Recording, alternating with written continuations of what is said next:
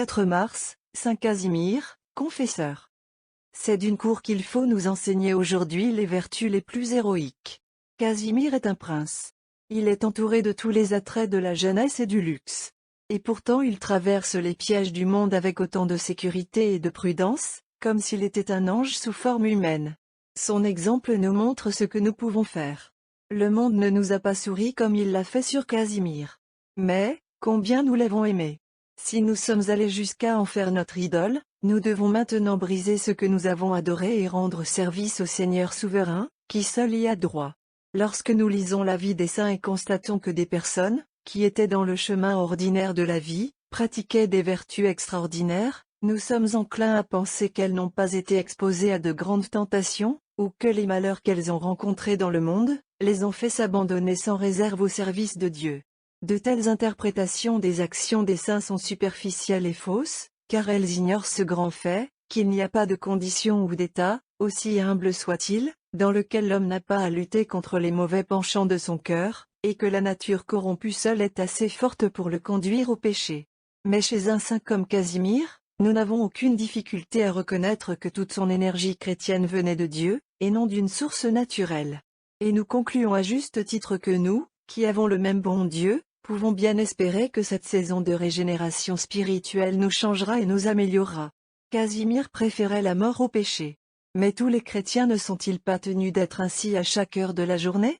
Et pourtant, l'engouement produit par les plaisirs ou les avantages de cette vie présente est tel que nous voyons, chaque jour, des hommes plongés dans le péché, qui est la mort de l'âme. Et ce, non pas pour sauver la vie du corps, mais pour une gratification vile et transitoire, qui est souvent contraire à leurs intérêts temporels. Quelle preuve plus forte pourrait-il y avoir que cela, des tristes effets produits en nous par le péché originel? Les exemples des saints nous sont donnés comme une lumière pour nous conduire sur le bon chemin, suivons-le, arides nous serons sauvés. En outre, nous avons une aide puissante dans leur mérite et leur intercession, prenons courage à la pensée, que ces amis de Dieu ont une compassion très affectueuse pour nous leurs frères, qui sommes entourés de tant de et grands dangers. L'Église, dans sa liturgie, nous décrit ainsi les vertus de notre jeune prince. Casimir était le fils de Caro, roi de Pologne, et d'Élisabeth, d'Autriche. Il a été mis, quand il était tout à fait un garçon, sous la garde des meilleurs maîtres, qui l'ont formé à la piété et à l'apprentissage. Il a soumis son corps en portant une chemise à cheveux et en jeûnant fréquemment.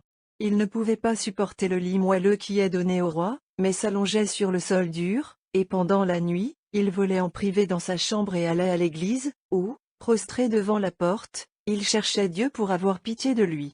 La passion du Christ était son sujet de méditation préféré. Et quand il aidait à la messe, son esprit était si fixé sur Dieu qu'il semblait être dans une longue extase. Son zèle pour la propagation de la foi catholique et la répression du schisme russe était grand. Il persuada le roi, son père, d'adopter une loi, interdisant aux schismatiques de construire de nouvelles églises, ou de réparer celles qui étaient tombées en ruine. Sa charité pour les pauvres et tous les malades était telle qu'il est allé sous le nom du Père et du Défenseur des pauvres. Au cours de sa dernière maladie, il manifesta noblement son amour de la pureté, vertu qu'il avait maintenue intacte toute sa vie. Il souffrait d'une maladie cruelle. Mais il préférait courageusement mourir, plutôt que de subir la perte, par laquelle ses médecins lui conseillaient d'acheter son remède, la perte de son trésor inestimable. Rendu parfait en peu de temps, riche en vertu et en mérite, après avoir prédit le jour de sa mort, il insuffla son âme entre les mains de son Dieu, dans la 25e année de son âge, entouré de prêtres et de religieux. Son corps a été emmené à Vilna et a été honoré par de nombreux miracles.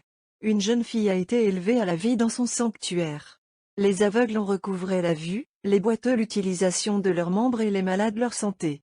Il apparut à une petite armée de Lituaniens, qui furent attaqués de manière inattendue par une grande force, et leur donna la victoire sur l'ennemi. Léon X a été incité par tous ces miracles à insérer son nom parmi les saints. Profitez de votre repos bien mérité au ciel, ô Casimir. Ni le monde avec toutes ses richesses, ni la cour avec tous ses plaisirs, ne pouvaient distraire ton cœur des joies éternelles qu'il était le seul à convoiter et à aimer. Ta vie fut courte, mais pleine de mérite. Le souvenir du ciel t'a fait oublier la terre. Dieu céda à l'impatience de ton désir d'être avec lui, et te prit rapidement parmi les hommes. Ta vie, bien que très innocente, était une vie de pénitence, car connaissant les mauvaises tendances de la nature corrompue, tu avais peur d'une vie de réconfort.